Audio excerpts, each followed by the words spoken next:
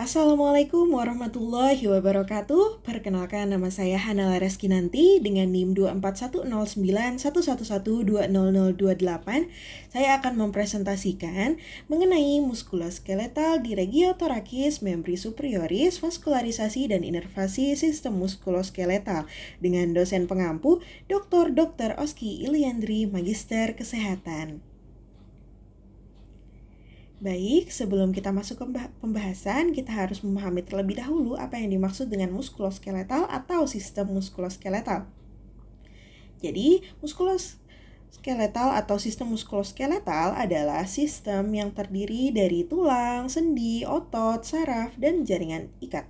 Sistem ini tentunya memungkinkan tubuh untuk bergerak, beraktivitas seperti berjalan, berlari, mengambil benda, dan sebagainya. Oleh karenanya, jika sistem muskuloskeletal kita terganggu, tubuh pun akan kesulitan menjalani aktivitas sehari-hari. Selain mendukung pergerakan tubuh, fungsi lain dari sistem muskuloskeletal adalah membentuk postur tubuh dan melindungi organ-organ penting yang ada dalam tubuh kita, seperti otak, jantung, paru-paru, hati, dan ginjal, dan sebagainya. Nah, pada pembahasan kali ini, kita perlu memahami terlebih dahulu beberapa terminologi dari muskuloskeletal. Namun di sini ada sedikit saja, namun bisa dibilang penting, yaitu ada yang namanya itu origo dan insertio. Nah, jadi origo dan insertio ini adalah tendon. Nah, origo itu adalah tendon yang tidak bergerak, bisa dibilang tidak bergerak atau tidak berkontraksi, sedangkan insertio adalah tendon yang bergerak atau berkontraksi. Jadi dia insertio itu bisa memendek. Nah, ketika otot-ototnya memendek, maka tendon yang insertio juga ikut memendek. Dan tendon insertio ini berikatan dengan tulang di bawah. Oke, sehingga gerakan kontraksi otot ini akan membuat tulang di bawah akan tertarik ke arah origo, seperti itu. Jadi, mungkin sedikit itu terminologi yang perlu kita ketahui. Mungkin bisa kita lanjutkan. Nah, kita masuk ke regiotorakis. Jadi, tiap regiotorakis ini terdiri dari musculi pectoralis major, yang ini, terus pectoralis minor, yang ini, dan kemudian ada subclavius, yang ini, di sini. Nah, semuanya ini berasal dari dinding anterior toraks dan berintersio pada tulang-tulang ekstremitas superior yang di sini. Oke, jadi pectoralis major ini origonya itu ada separuh bagian medial clavikula dan fascias anterior sternum di sini. Kemudian insersionya itu ada di bibir lateral sulcus intertubercularis humerus yang ada di sini. Oke, kemudian ada subclavius, yaitu di sini origonya itu adalah di costa 1 pada batas antara costa dan cartilago costalis. Kemudian insersionya itu ada pada sulcus, pada fascias inferior sepertiga tengah clavikula. Kemudian yang terakhir ada pectoralis minor. Ini origonya itu ada di fascias anterior costae ketiga, dan insersionya itu ada di processus coracoideus scapula. Oke. Baik, kemudian kita lanjutkan kepada lapisan yang ada di muskul otot costae. Jadi muskuli intercostae yang di sini ini terdiri dari 3 muskulus pipih yang terdapat di setiap spatium intercostale melewati antar costae yang berdekatan. Antara ini dan ini ada muskulinya gitu atau ototnya. Jadi yang pertama ada musculus intercostalis externi. Ini terletak paling superficial ya, dan sabut-sabutnya itu berjalan dengan arah anterior inferior dari costa di atas ke costa di bawahnya. Arahnya itu seperti ini. Nah, kemudian ada musculus intercostalis interna. Ini terjepit di antara musculus intercostalis externa dan juga musculus intercostalis intima. Sabut-sabutnya berjalan dari ke arah yang berlawanan dari membrana intercostalis yang eksterna yang sebelumnya. Kemudian yang terakhir yaitu yang paling dalam itu adalah musculus intercostalis intima. Oke, selanjutnya ini ada costae, ada 12 pasang costae dan masing-masing berakhir dengan cartilago atau tulang rawan di sini, di sisi anteriornya, bagian depan. Dan kemudian di sini kita bisa lihat ada sternum juga. Jadi sternum ini sternumnya yang sudah diperbesar. Sternum orang dewasa ini terdiri dari 3 bagian besar, yaitu manubrium sterni yang lebar ini terletak di superior atau di atas. Kemudian ada corpus sterni yang terletak di longitudinal dan processus sipoideus yang terletak di paling bawah ini. Nah, kemudian di situ baik, kita akan lanjutkan. Nah, ini adalah ekstremitas superior, tampak anterior atau tampak depannya, dan ekstremitas atas atau superior ini terbagi menjadi 4, yaitu regio deltoidea atau bahu, kemudian brachium yaitu lengan atas, kemudian antebrachium yaitu lengan bawah, dan yang terakhir adalah manus atau tangan. Nah, bahu ini adalah daerah perlekatan ekstremitas superior ke trunkus atau badan ya, antara lengan ini dengan badan, dan tulang-tulang pada bahu itu meliputi ada scapula, kemudian clavicula, dan ujung proximal humerus. Oke, kemudian selanjutnya ada brachium, yaitu berada di antara bahu dan sendi siku. Nah, tulang pada brachium ini adalah humerus. Kemudian selanjutnya yaitu ada antebrachium, itu berada di antara sendi cubitus atau siku cubiti dan sendi radiocarpea atau pergelangan tangan. Ini antara ini, dan tulang-tulang pada antebrachium itu ada tulang radius dan tulang ulna. Nah, manus, kemudian ada yang terakhir ada manus atau telapak atau tangan, yaitu berada di distal dari sendi radiocarpea. Nah, tulang-tulang pada manus itu ada carpalia, metacarpalia, dan palang. Selanjutnya kita akan bahas masing-masing, yaitu yang pertama ada bahu. Nah, bahu ini terdiri dari 3 tulang utama, yaitu adalah maksud saya di sini ada scapula.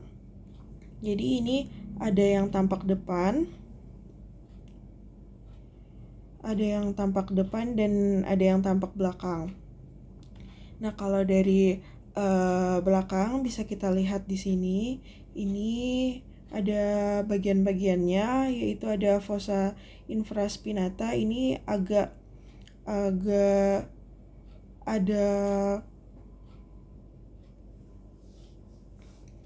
ada cekungan, karena fossa artinya cekungan atau lekukan, dan kemudian di sini juga ada akromion juga, bagian lateral dari spina scapula. Kemudian ada processus coracoideus, ini tonjolan di bagian anterior tempat perlekatan otot juga. Kemudian ada cavitas glenoidalis ini. Bisa kita lihat di sini. Ini tempat artikulasi dengan tulang os humerus. Nah, kita bisa lihat ototnya di sini. Ya. Nah, ini bisa kita lihat tadi yang sudah kita bahas, ada spina scapula dan di sini ada acromion. Nah, terus kemudian di sini ada musculus teres minor. Kemudian ini musculus teres majornya. Dan kita ke atas sedikit, di sini ada musculus rhomboideus minor dan musculus rhomboideus major juga di sini. Oke, baik. Kita lanjutkan ke bagian brachium atau lengan atasnya. Sebelumnya juga ada istilah rotator cuff yang ada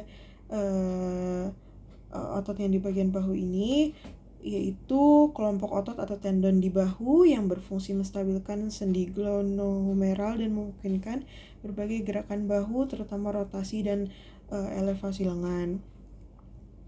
Oke, baik, kita lanjutkan tadi ke lengan atas. Nah, ini tulang humerusnya yang paling besar, yang besar.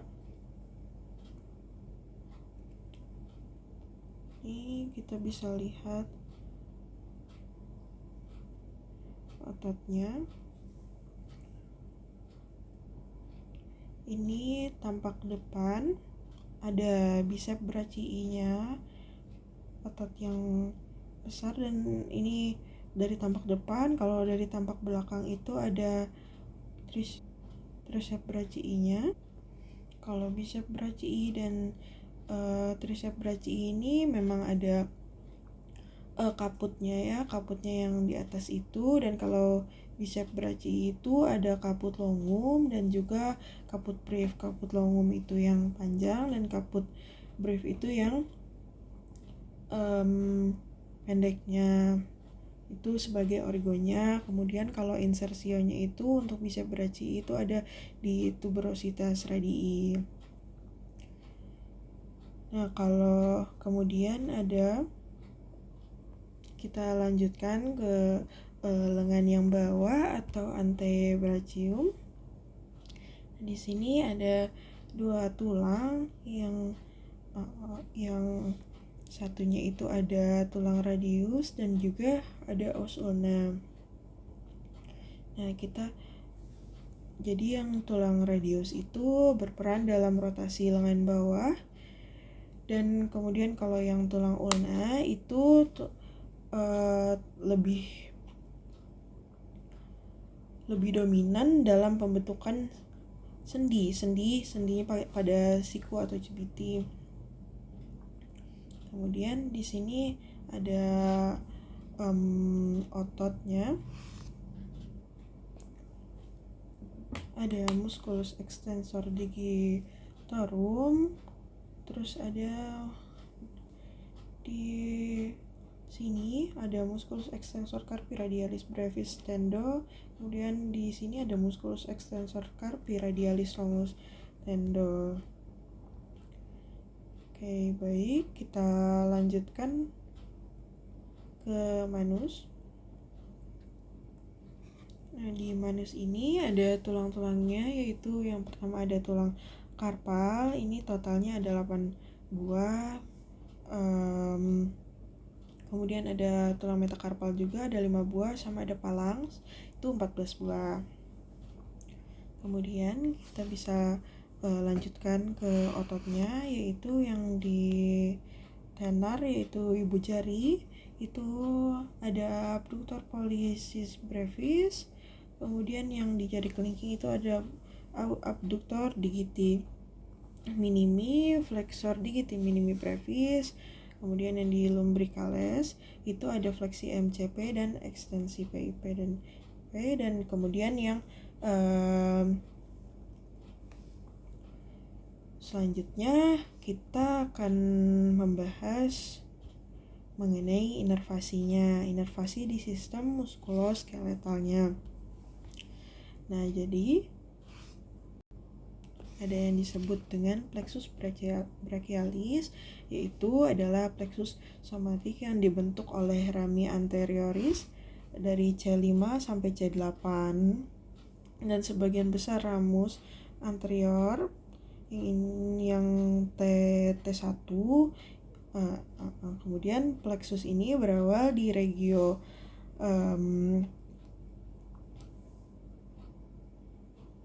karis, kemudian melintas ke latera dan inferior di atas costa 1 dan masuk ke regio axilar. Nah, kemudian ini bisa kita lihat di sini percabangannya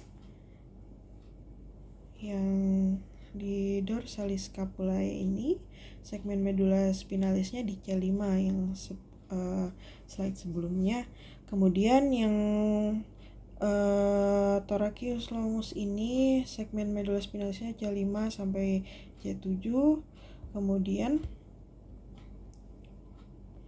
Kemudian ada yang musculocutaneus ini segmen medula dari ini, segmen medula spinalisnya C5 sampai C7.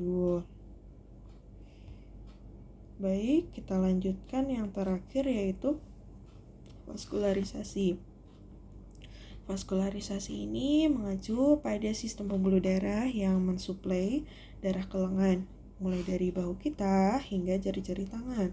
Nah, kemudian ini sistemnya terdiri dari arteri dan vena yang bercabang luas untuk memastikan aliran darah yang mengalir itu optimal ke jaringan otot, tulang, kulit, juga dan lain-lain.